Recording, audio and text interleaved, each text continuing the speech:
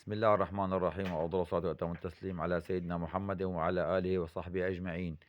متابعين الكرام، بتعرفوا إنه أنا من سوريا، والحمد لله بفضل الله تحررت بلدي وانشغلنا بالتحرير ولله الحمد، ورجعت على بلدي حرستها. أنا كنت مهجر بإدلب ورجعت على بلدي حرستها. إيه، وهلأ اجيت على إدلب أخذ أغراضي، فهاي كنت أنا مجهز المقطع بدي صوره، مجهز الرسمات. فعلى السريع قلت لصور لكم، لأنه يمكن هذا آخر مقطع بنزله على القناة. ما بنعرف فيما بعد بنفضى ما بنفضى، وهنيك هلا حاليا وضع النت غير يعني سيء هنيك بالشام لسه. ولكل مين سوري معي بالقناة إن شاء الله مبارك علينا وعليكم النصر. ولكل مين عم يتابعني من خارج سوريا بتمنى ما تنسونا من دعواتكم لنرد نرجع نعمر البلد. نحن هون وانتو هنيك بدعواتكم. ونرجع لموضوع العصاي. هاي عصاية الخرز، هاي عين اثنين، عينتين. فهاي وحدة، هاي اثنين، هاي ثلاثة، هاي أربعة، وهي وحدة، تنتين، ثلاثة، أربعة.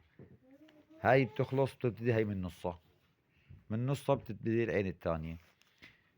فهي هون رقمت واحد اثنين ثلاثة، هيك أرقام لتحت، وهي واحد اثنين ثلاثة، حطيت المسطرة. طبعا شكيت هون وحدة، رقم واحد. هاي رقم واحد، يعني خرزة وحدة لونها سودا. هون ما بشك، فاضي هيك لهون خرزة سودا، فاضي خرزة سودا هيك. هلا هون عندي رقم اثنين، هون رقم اثنين خرزتين سود، يعني حطينا خرزتين سود وحدة بيضة، خرزتين سود كمان نفسها، هاي نفس هاي رقم اثنين، رقم ثلاثة هيك. وصلنا لهون، هون مثلا 13، رقم 13.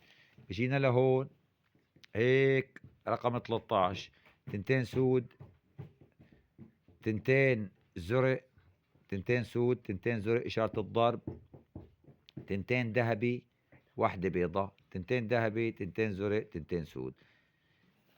هاي رقم 13. جينا هيك واحدة، تنتين، ثلاثة بيض، هون رقم واحد، رقم واحد. هاي رقم واحد، لأنه بلشت العين الثانية، بداية العين رقم واحد. فهون اللي طويلة هاي العين رقم 13، والأول العين هون واحد. صرنا هون 14، هاي هون اثنين، رقم اثنين.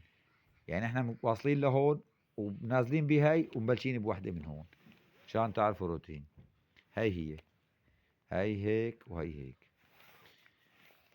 فلحالها بتطلع بهذا الشكل. طبعا ما بالنسبة للضم وهيك، أنا كنت مصور مقطع قبل التحرير بكام يوم، سبحان الله ما صح لي نزله.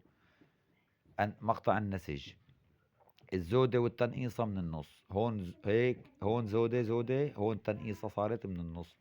بالأخير بشكوا هيك، شايفينها هيك بنكون خلصنا مرحلة العصاية الخرز. وما بعرف إذا استمرينا بالقناة أو ما استمرينا، والله ما بعرف الأوضاع شلون بصير الوضع هنيك. برجع لمصلحتي لشغلي، موعد بصور، إيه، بشتغل شغلة برتاح فيها، برد برجع بصور. والله ما بعرف، بس اللي بعرفه إنه أنا قدمت بهالفترة قدر الاستطاعة الموجود عندي، وما بخلت على حدا بجواب عن سؤال ما. وأي استفسار على ماسنجر الفيس بإذن الله جاهز. والسلام عليكم، ولا تنسونا من دعائكم.